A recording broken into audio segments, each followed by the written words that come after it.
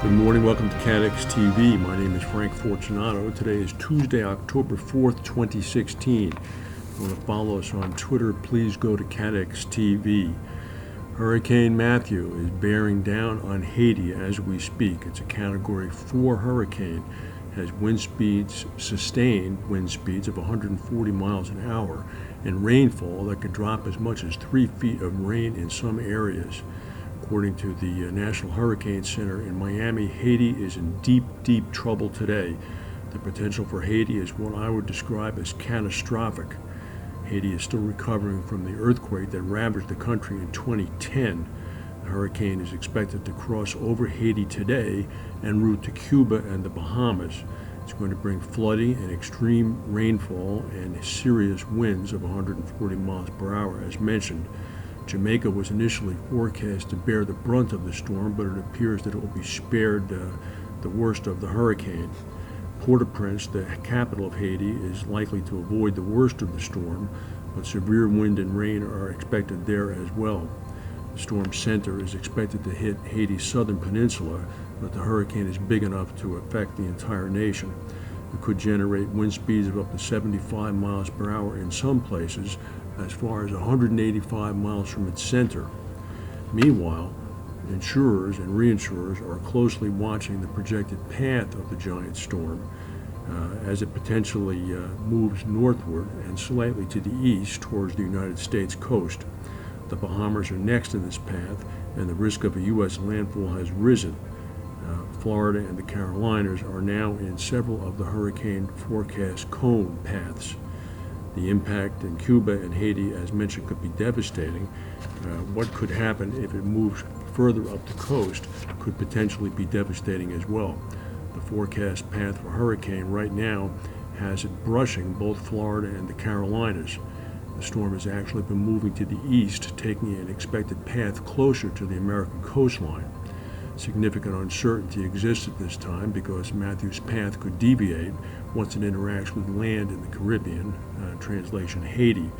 Analysts are pointing out that the current path of the hurricane is very similar to that taken by Hurricane Irene in 2011, which hit the Carolinas and caused the insurance and reinsurance industry losses of about $6 billion.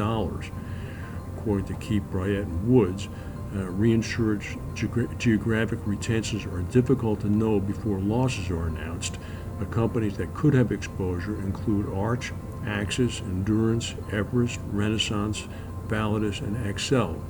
That's just about a who's who of the cat companies. Chances of reinsurance coming into play in Florida are higher, where primary insurers tend to have reinsurance that attaches lower down, meaning that any landfall of a similar magnitude to Irene's in the Carolinas could cause serious reinsurance involvement. The governor of Florida has warned of the potential impacts Florida faces if the hurricane tracks toward his state. Well, in Britain, everybody's drinking the Kool-Aid, it seems. The British pound has hit a 31-year low against the dollar because Theresa May signaled that the country is now definitely on a path to announce to the European Union next year that it intends to trigger Article 50 and leave the EU. The country's stock market is loving it because as the price of the pound devalues, the ability of British exporters to export goods continues to rise. The stock market in the United Kingdom has now broken the 7,000 limit, which is a very rare thing. Rumors of potential sabotage are gathering around the investigation of the explosion during the recent SpaceX launch test. SpaceX has been investigating the early September failure of its Falcon 9 rocket that caught fire and exploded at Cape Canaveral just several days before it was expected to launch. The Washington Post is reporting that the inquiry has taken a bizarre twist, suggesting SpaceX is considering sabotage a possible cause for the explosion. According to the Post, a SpaceX employee sought access to facilities belonging to a competitor called United Launch Alliance. SpaceX investigators came across something suspicious when reviewing a video of the failure, an odd shadow and then a white spot on the roof of a United Launch Alliance building next door to the launch pad. The Air Force apparently has investigated, but no word yet on their findings.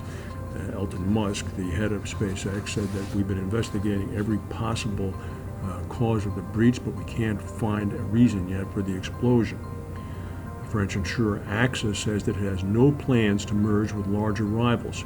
Its CEO told the German newspaper as he responded to recent speculation about a possible takeover of AXA by the Italian insurer Generali. Thomas Buberi said that would make no sense at all. We are big enough.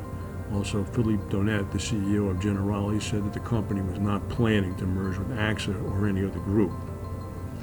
A wildfire burning in the Santa Cruz Mountains in California has destroyed a dozen homes and 16 other structures. The fire is about 81% contained right now. It's burned about 4,500 acres in Santa Clara County. Shares in Deutsche Bank rose as much as 3.5% today on European stock exchanges, benefiting from support of its major clients and even rivals, rebounding after concern over its future last week sent the stock to a record low. German business leaders from companies such as BASF, Daimler, and Siemens lined up to defend the bank in the German press over the weekend. J.P. Morgan's CEO Jamie Dimon said late yesterday that he saw no reason why Deutsche Bank should not be able to get over its problems. Analysts at HSBC, another competitor, said Deutsche Bank should be well equipped to deal with this short-term lack of confidence and has strong liquidity. The German lender is throwing its energies into trying to reach a settlement as quickly as possible with the U.S. Justice Department, which is apparently seeking a fine of up to $14 billion for mis-selling mortgage-backed securities back in the 2008 financial crisis. That's the news for today. We'll keep an eye on Hurricane Matthew, as will everybody else. If we have any breaking news, we'll come back and tell you. Thank you for watching, and we'll see you tomorrow.